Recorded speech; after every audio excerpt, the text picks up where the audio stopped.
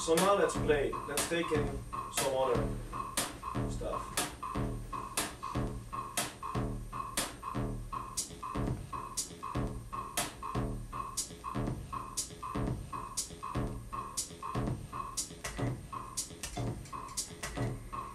So I added 3 audio loops, and now we have this. But maybe we want it to be more interesting. What we do then, just go to the edit button, and say we want maybe to play more voices at a time. Maybe 2. Or maybe even 3. Or go back to 2 and take 2 voices per track at a maximum. Or maybe let's play it in staccato.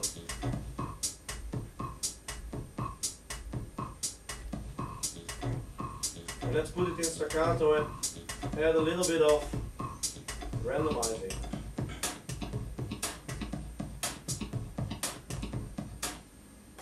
So from that one loop that we started with, in 2 or 3 minutes, we got a very interesting percussion motif. So and we can do this with every audio file that we have. So we can open our loop browser, and to show you how easy it is, let's take some bass. Grab it, slice it into the loop mesh, and you see loop mesh immediately analyzes it. And when you press play,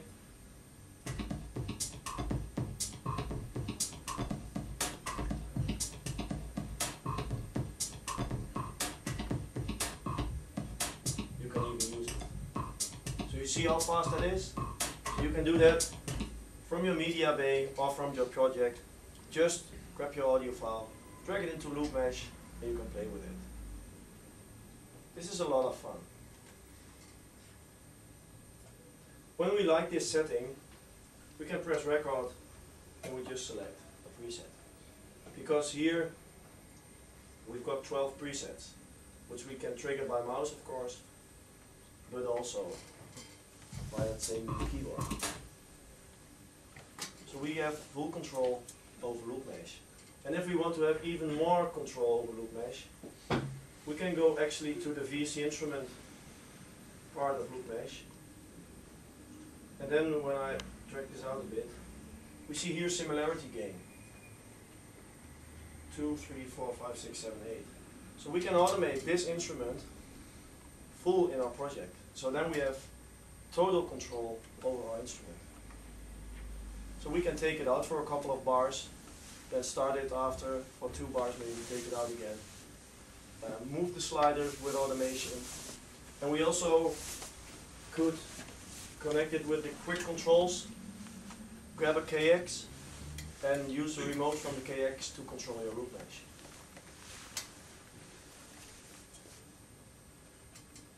So it's very easy and very powerful to create your own loops, to create your own patterns. It's a totally new way of playing with your loops. When you are tired of your existing library of loops, drag them into loop mesh, and you will get a new dimension. Maybe, let's show you another thing. Maybe you want to transpose. That's also possible. And this is going in real time. So let's start it again. Let's put it on 0. Let's take this. And you hear it changing.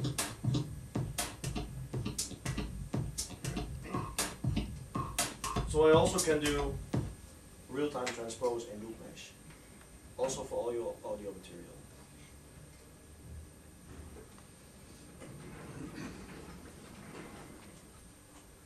So let's go some step further. Let's leave the beat stuff behind it and let's go into another new dimension in Cubase 5, which is called Very Audio. And I have some vocals here.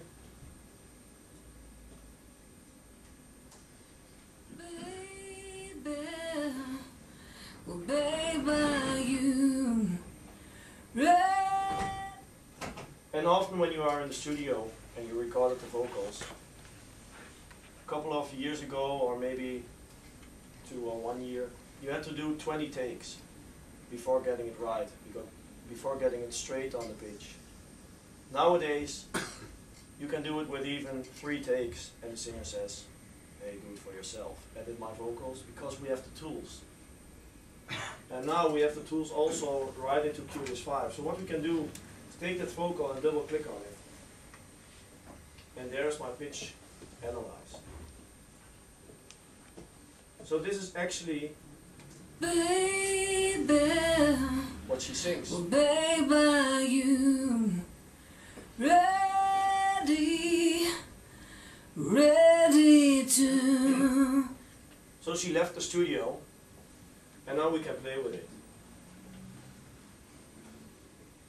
So maybe we can take these 3 notes and drag it to an E. And let's take this one, and let's take this one too.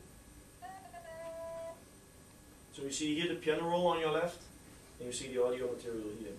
Let's play it again. Baby, oh baby, you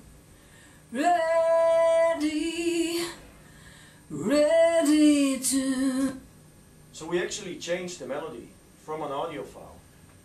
We cannot only do this with vocals, no, we can do this with any monophonic audio file that we've got. So just double click on it and you can change the pitch. But it goes further.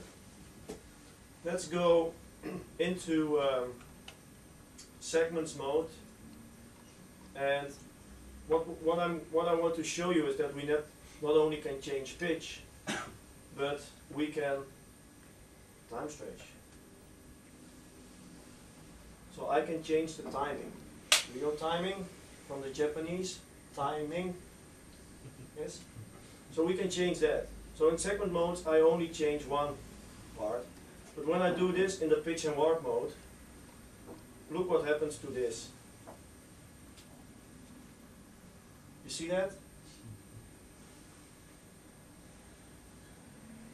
So also the one before is changing. So I have a smooth change. So I can change timing. Let's go back into segments mode. When I go to the lower part of an audio file, we get scissors. So let's play this. Ready. And for example, we want to cut off the breath. Let's do that. Go here, click on your mouse button, and it's separated. So let's go back to pitch and warp. Select just that single part and move it up. Let's play it again. Ready. Isn't that magic?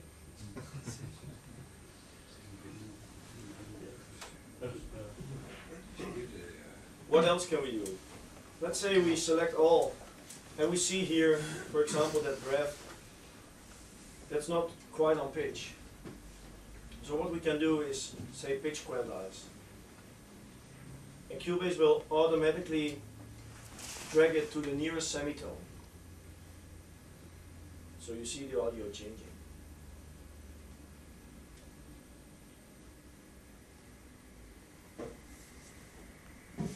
So it's that easy.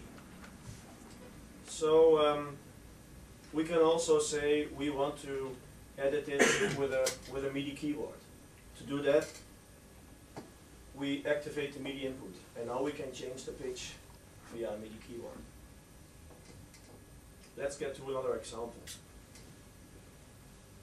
Let's close this. And to show you that you can do this with every audio file that you've got, let's grab a saxophone.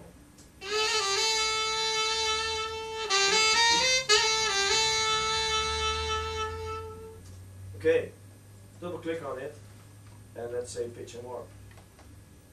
And there we are. So we see here, these lines are the micro pitch. Of course we can change the micro pitch. Let's do that. Let's create an anchor point, and let's just drag